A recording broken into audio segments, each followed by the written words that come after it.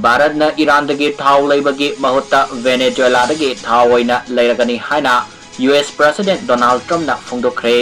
Air force 1 तोंगदुना Washington गी Florida तमना सत्किबा खोंगसत अमदा यूएस प्रेसिडेंट डोनाल्ड ट्रम्प न पाउमिसिंगदा भारत न वेनेजुएला दगी थाव लेनबा यानबा सिंग हानना थमख्रे हाइना फोंदोखी वेनेजुएला दगी थाव लेनबगी यानबा सिदा चाइना नसु सरुक याबदा तारामना ओई हाइना प्रेसिडेंट डोनाल्ड ट्रम्प न थमलकले US secretary of state Marco Rubio न ट्रम्प एडमिनिस्ट्रेशन न वेनेजुएला दगी थाव गी रेवेन्यू कारकनबा थौरांग अमा हौदोखिबगा लोइनना अथिंगबा थमक्रबा थाव सिंग योनबगी सेल असिना वेनेजुएला गी मरुइबा थबक सिंगदा सिजनगनी हाइरी यूएस प्रेसिडेंट डोनाल्ड ट्रम्प न वेनेजुएला गी ऑयल इंडस्ट्री बो कैदोनुंगदा यूएसए न सब्सिडाइज इन्वेस्टमेंट तौरोय हाइनसु फोंदोखी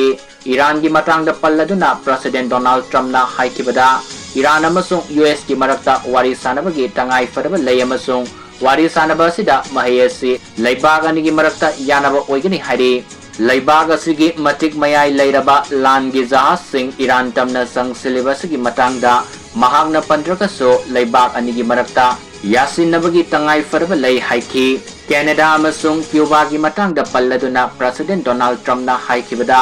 करिगुम्बा कैनेडा न ललोलिटिक की याना सेरोल सिंह चाइनागा मखाताना सथरबदे मधुकी पाउकुम यूनाइटेड स्टेट न मतिक साना पीगनी करिगुम्बा चाइना की मरक्ता कैनेडा न ललोलिटिक की यासिनब थमलबदे मधुकी मही अफब ओइरोय हाइनसु यूएस प्रेसिडेंट डोनाल्ड ट्रम्प न सेक्सिल वारोल थमलकथी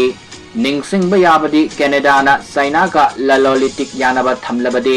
सादा सामा तारीफ थमगनी हाइनसु खंगनकिबा लेख्रबनी।